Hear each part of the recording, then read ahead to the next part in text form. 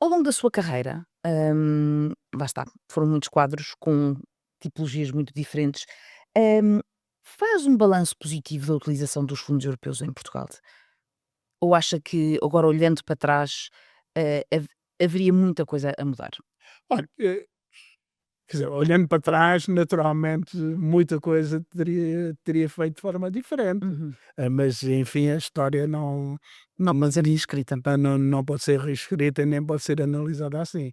Mas eu diria basicamente o seguinte: em primeiro lugar, ninguém de boa fé pode dizer que os fundos estruturais não tenham sido um contribuinte poderoso para a modernização de Portugal, Uhum. para a modernização das empresas, das infraestruturas, quer físicas, quer as sociais, saúde, eh, para as políticas sociais.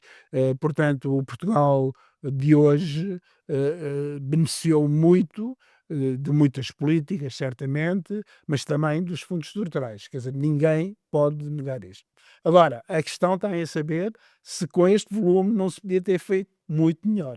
E aí, E se nós estaríamos mais naturalmente, próximo do pelotão da frente a nível. exatamente, exatamente, pronto. E aí a questão também tem a ver com isso e uma reflexão rápida que eu queria trazer aqui era o seguinte.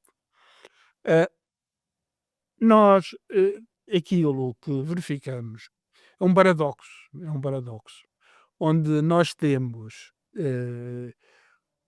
muitas políticas muito bem desenhadas, aliás, muitas delas inspiradas nas prioridades europeias, mas, de regra geral, a Comissão Europeia reconhece, na aplicação dessas prioridades aqui em Portugal, uma qualidade elevada, portanto, e ao longo dos anos, portanto, não me estou a referir nem a um nem a outro quadro, portanto, genericamente falando, portanto, e arrastou-se, por exemplo, no caso das empresas, que eu conheço bem, arrastou-se as empresas já desde há muito tempo, para novos fatores de competitividade, para a formação, para a internacionalização, para a qualidade, para o ambiente, quer dizer, enfim, digamos, quer dizer, foi-se fazendo.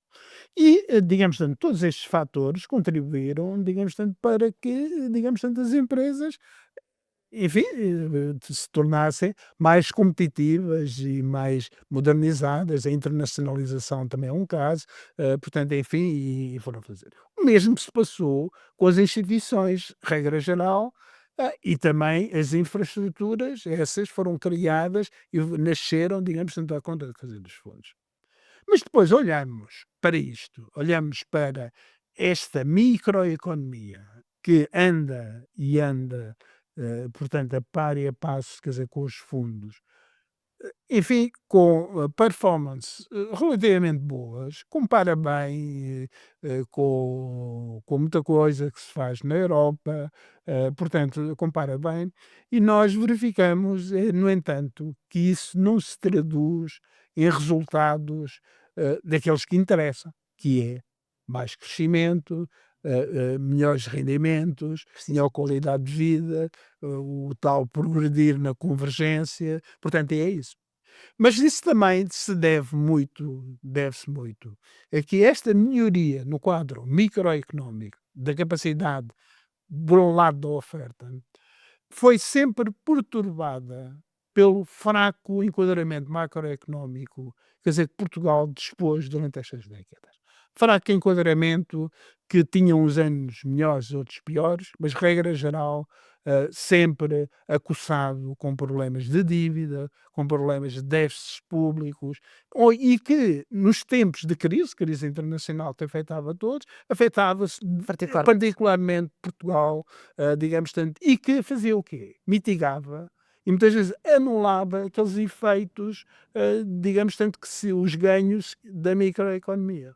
Anulava, tanto os efeitos mitigava.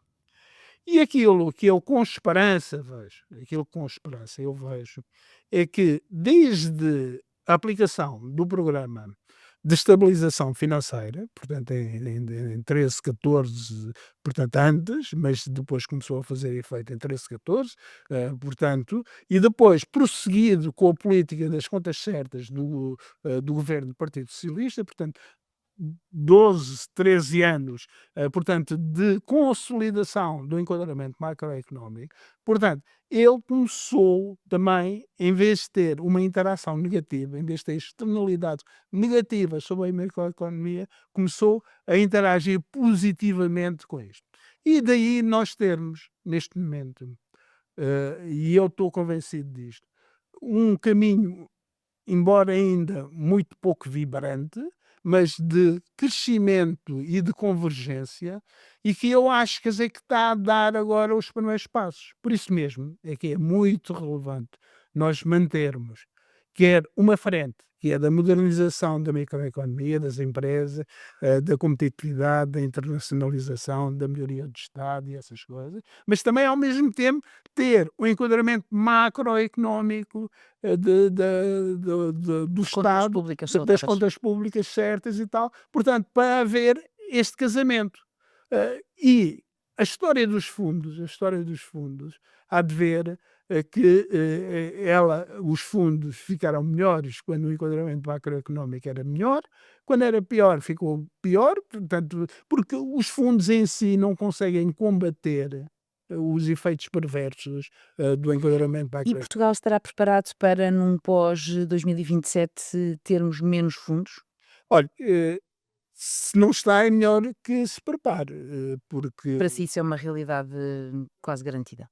para mim é uma realidade quase garantida, por diversos fatores, não só porque, enfim, onde existir mais candidatos aos dinheiros da coesão, os novos Precisamente os países do alargamento? os países do alargamento, que globalmente são muitos, mas também não são de grande dimensão, tirando o caso da Ucrânia. Uhum. O caso da Ucrânia é um caso sério de integração, quer pelas necessidades que estão Uhum. por trás desse, nesse país, quer pela importância política e estratégica, Uhum. portanto vai pesar muito, portanto, os outros também têm uma distância enorme relativamente ao PIB médio comunitário, mas também tem pouca população e tem,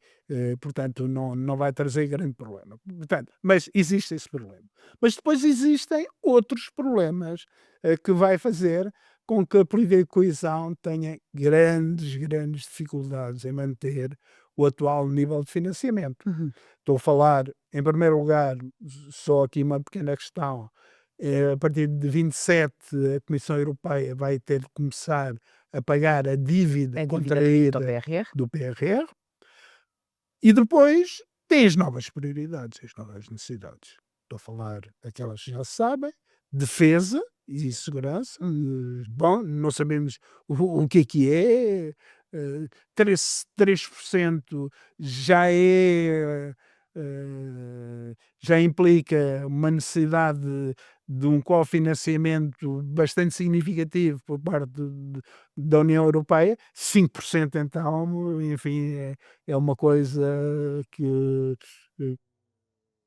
E será, no seu entender, a política de coesão que vai ser o parente pobre? Ou seja, é aí que se vão buscar verbas para financiar essas novas prioridades? quer dizer, a questão é a seguinte, é que não chega, não chega. Ou seja, terá de haver, Portanto, é no seu entender, haverá um aumento dos repare, contributos dos portanto, Estados-membros? é isto, é a política de defesa. Há aqui uma questão que não desapareceu, a prioridade, aliás até se tornou mais urgente, que é a questão, da transição Uhum. climática. Transição climática, pode ter desaparecido dos ecrãs da televisão como grande prioridade, mas não desapareceu. Quer a sua violência com que aparece neste momento, aquilo que se passou em Valência, Esses aquilo que se fenómenos extremos passa, vão-se repetir, vão se repetir e vão ser mais intensos, mais absorventes, devastadores. portanto, isso, a água, a questão da água, a questão de, enfim, da gestão da agricultura, também. Depois, a questão da inteligência artificial, e dos, eh, e aqui a questão, dos sistemas também de proteção de dados que se ligam também com uma outra questão, que é nós sermos capazes de proteger aquilo, o património mais valioso e identitário da Europa, que é a democracia. Também, para além de sermos firmes sob o ponto de vista de ideias, também é preciso investir, bastante, digamos, tanto nisso. Eh, Portanto, há todo este conjunto de questões, se somarmos isto tudo, eh, há de ser necessário para aí 4 ou 5 vezes o valor, de 400 ou 500 milhões, 1.000 milhões de euros que custa Uhum. a política de coesão toda. Ou seja, do seu ponto de vista, e para terminarmos, porque o nosso tempo está mesmo, mesmo a acabar, hum, será obrigatório os Estados-membros aumentarem a sua contribuição para o orçamento comunitário ou a solução será tornar mais recorrente, a emissão de dívida conjunta por parte da União Europeia? Olha, eu não sei qual é que será a melhor solução. Eu acho que, enfim, sob o ponto de vista político, vai ser muito difícil haver, o aumento das contribuições nacionais, Hum. nos diversos países, até porque, precisamente por outras questões que têm a ver com o combate à emergência, das forças populistas e de extrema-direita na Europa, os governos, não vão aceder a aumentos de contribuições, comunitárias. Mas, por outro lado, também, eu não sou nada adepto, da emissão de dívida Uhum. para cobrir despesas orçamentais, diretas. Eu sei que a doutora Elisa Ferreira, Verdade que ela defendeu essa ideia aqui, defende exatamente. essa ideia, mas qualquer dia temos, aliás, neste momento, a própria emissão de dívida, não em termos de procura, mas em termos de yield, Uhum. já não é uma dívida triplo A e, portanto, Há que ter cautela nesse. há que ter cautela nesse sentido, porque esta ideia, de, financiar, déficit, com dívida direta, enfim, Portugal já viu esse filme. se os países se lembrarem disso, então é que pronto. As regras comunitárias diria que o tentarão impedir. Nelson Sousa, foi um prazer conversar consigo, teríamos muito, muito mais para conversar, mas infelizmente o nosso tempo chegou ao fim, foi um prazer. Muito obrigado pela oportunidade. Ora essa, obrigado eu. Fique connosco, continue a acompanhar-nos nos vários canais e plataformas. Obrigado.